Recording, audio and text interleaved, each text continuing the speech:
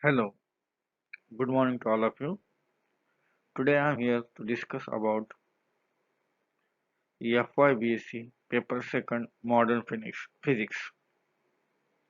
Today we discuss on the unit second, one of the chapter that nuclear detectors. Myself, Mr. Gaikwad Sanjay Lakshman Rao, Assistant Professor, Department of Physics, Mahatma Phule AC College, Panvel, District Raigad. Friends, this is the first slide in which we see that these are the some pictures of the detectors which are available in the market which can be detect the nuclear radiations. Before going to details about that, what are the nuclear radiations?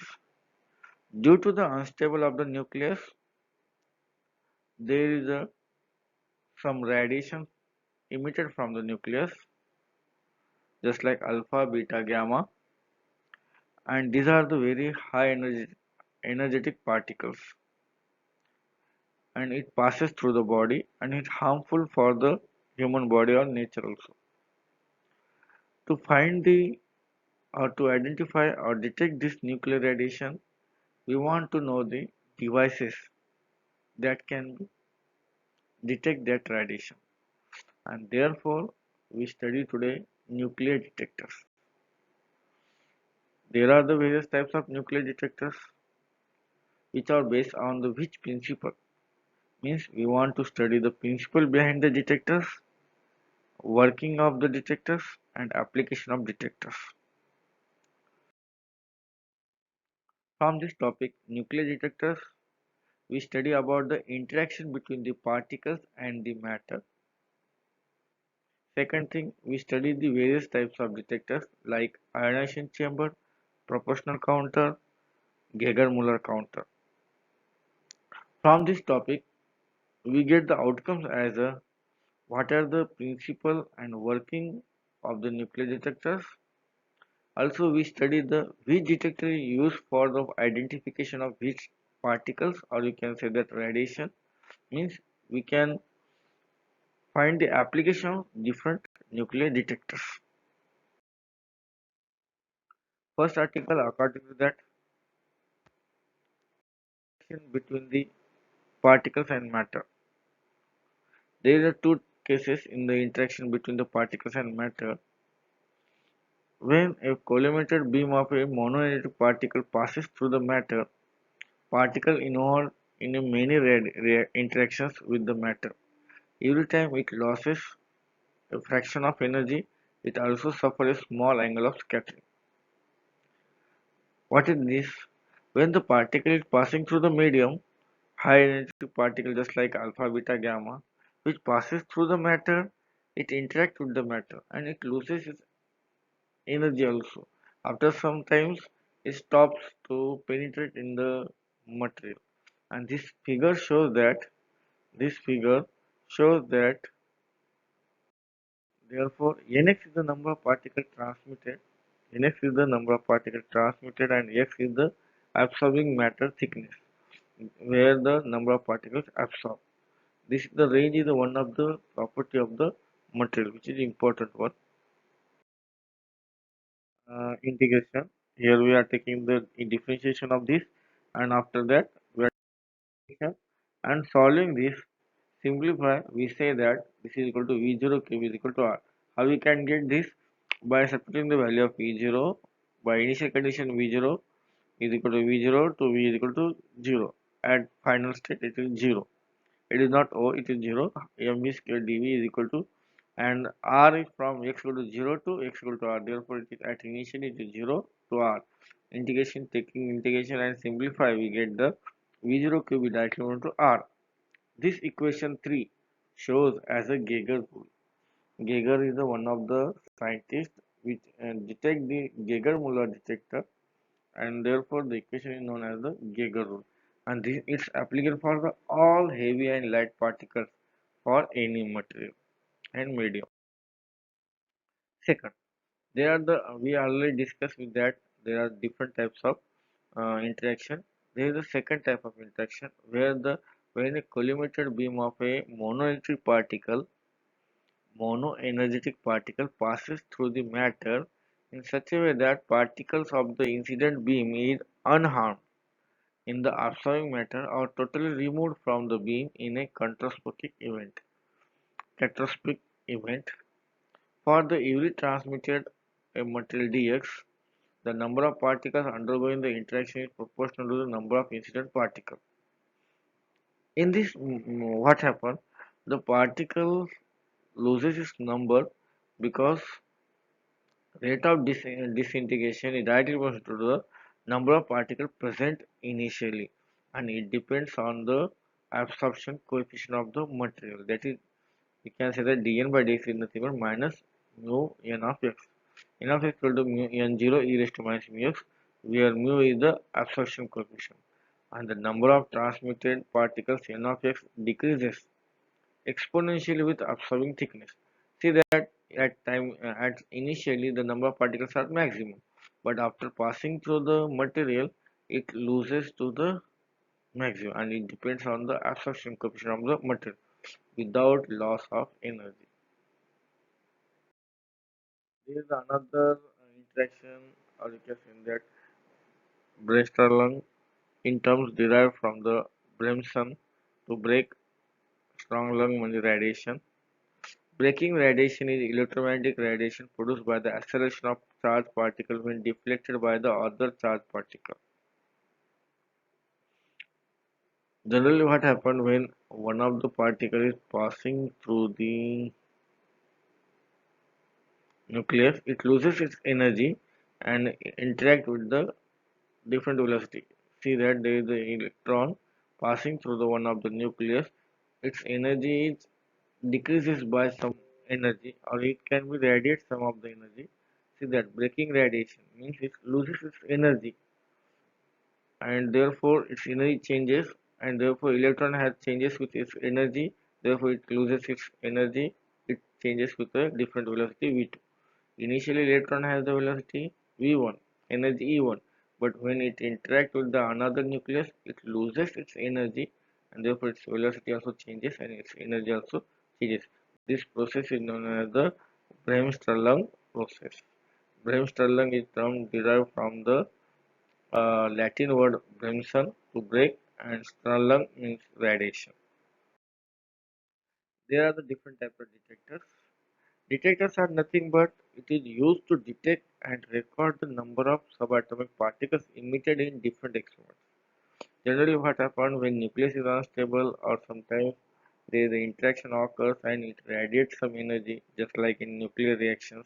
And these radiations are nothing but alpha, beta, gamma radiation, X-rays, high energy particles, or you can say that it is a cosmic rays also. And to detect these cosmic rays by using different detectors. Generally, in our syllabus, we use the gas field detectors. There are some other solid state detectors also there, charge coupled detectors also there. These are the some sophisticated instrumentation. Now, in our syllabus of FIBSC, there is the gas field detectors.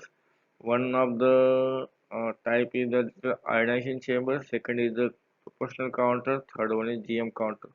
The title shows that this is the detector which work with the help of gases. The main gases are the interacting particles with the radiation. In this, there is the solid state detector. This is based on the solid state material and electrons, just like a p-n junction diode and other things. These are the fluorescent material which can be useful for detect the radiation. This is the earlier explanation of this. Because of low voltage, there is no multiple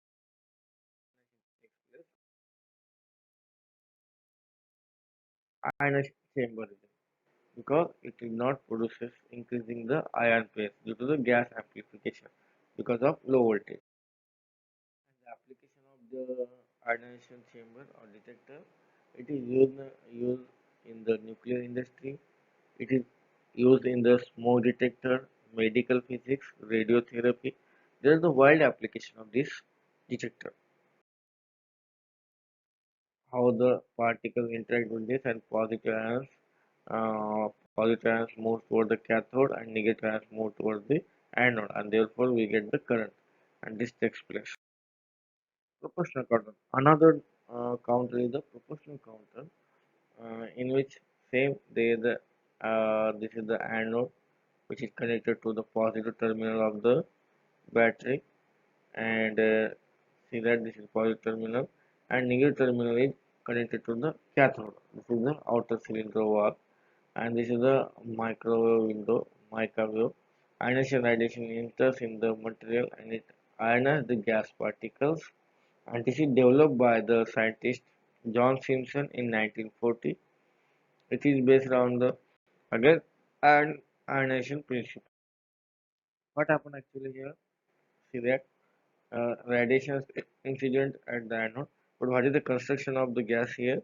There the 90% of argon gas is there, 90% of argon gas and 10% of methane. There is a mixing of the gases. That is iron, argon is 90% and methane is 10% gas. Where the metallic wire, this this is acts as a cathode, and another metallic wire, this acts as a anode. Anode, see that there is connected to the positive terminal, and a cathode plate is connected to the negative terminal. When the radiation entered in the gas, it ionized the gases, and positive ions go to the anode and negative ions go to the cathode plate. And this anode is made up of the tungsten wire, and the current produced in this is again very small pulse. Therefore, we pass this forward to the pulse amplifier circuit. We amplify the output, and we get the principle. Principle, already we say that this is the based on the principle of ionization. When the particle is low specific ionization passes through the ionic chamber, its pulse produce is too small to be detected. High voltage is increased chamber, it increases it start works in the proportional region. Means the number of particles passing through the gas chamber, it increases the ionization and it is proportional to the applied voltage, and therefore it is called as the proportional region. Output pulse of the current is proportional to the number of initial pairs. Output pulse is directly proportional to the initial ion pairs, and therefore it is called as the ionization chamber. Proportional chamber. What happened actually? These are the some particles. When ionization radiation passing through this, it interact with the particle, and what happens? This electron passes through the avalanche. Avalanche is the sudden increasing the secondary electrons, and it produces the current. The multiplication of gas amplification and the number of ions increases exponentially. This process is called as the avalanche. Means what happened when the high radiation particle pass collision with the or interact with the gas molecules, it ionizes the positive negative ions, but due to the high energy of the electron, it ionizes the secondary electrons of the material, and it creates the exponential of the current, or you can say the multiplication of gas amplification, and it causes the number of ions increases exponential. This is called as the avalanche. Application of proportional counter, it can be used to detect the beta and X-ray, and this is the used for the detection of fragments just like neutrons and other things. It can be used for the alpha, beta, gamma radiation. Also, X-rays below 10 kilo electron volt energy levels. It is used to detect the radioactive contamination detection where the radiation is present. Disadvantage, this counter is that the amplification factor depends on the applied voltage. The applied voltage must be maintained constant within the narrow limit because a slight change in the voltage changes in the gas amplification. Because of the variation of small voltage, it changes the gas amplification, and this is a limitation of this counter.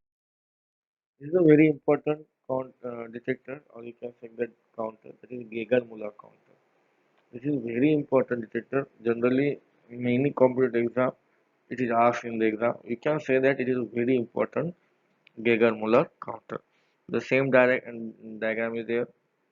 There is a chamber where the gas is passed and gases are filled, but there is a combination is different, and the alpha beta gamma radiation passes through this. Again, it radiates, and there is the cathode which is connected to the negative, and this is the anode tungsten wire. We can say that to the voltage positive terminal of the battery. The development of the Geiger-Müller tube in 1928, that Geiger-Müller counter became the practical instrument. Okay, then it has very popular due to the sensing of the radiation, and also it is a very low cost device. It is the electrical detect based on the multiplicative collection method. It is used for the detection of ionization radiation, and it detects the gamma, X-ray, alpha, beta, gamma, nearly all. Therefore, it is adapted to the neutron also.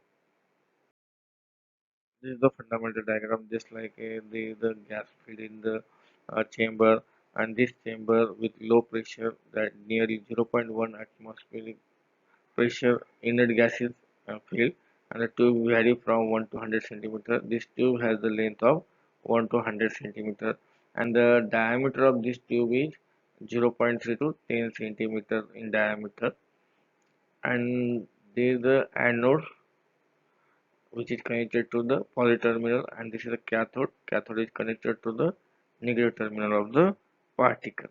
The fine wire anode is made up of tungsten, and the tube of the copper metal acts like a cathode. In this chamber, 90% of argon is filled with 10% of ethyl alcohol. Why we are taking the ethyl alcohol, we mentioned later on. Ethyl alcohol is used as a quenching gas. Quenching gas means it reduces the avalanche, or it can be reduce the uh, it readily ionizes the gas than the argon because of its lower ionization potential. To make the tube high negative suitable potential, see that the in Geiger-Müller counter we increase the voltage up to 2000 volt. It is a very high voltage, and therefore due to this, when ions interact with the gas particle, it again produces the secondary electrons, and therefore it produces the sudden avalanche, and therefore the secondary electrons increases. To detect the radiation, tube has very thin end windows of mica glass, which allow has very thin alpha and beta particle pass through it into the counter. Though in the practical counter, it is incapable of recording successive pulses or two successive ionizing events because of they are all the Geiger threshold.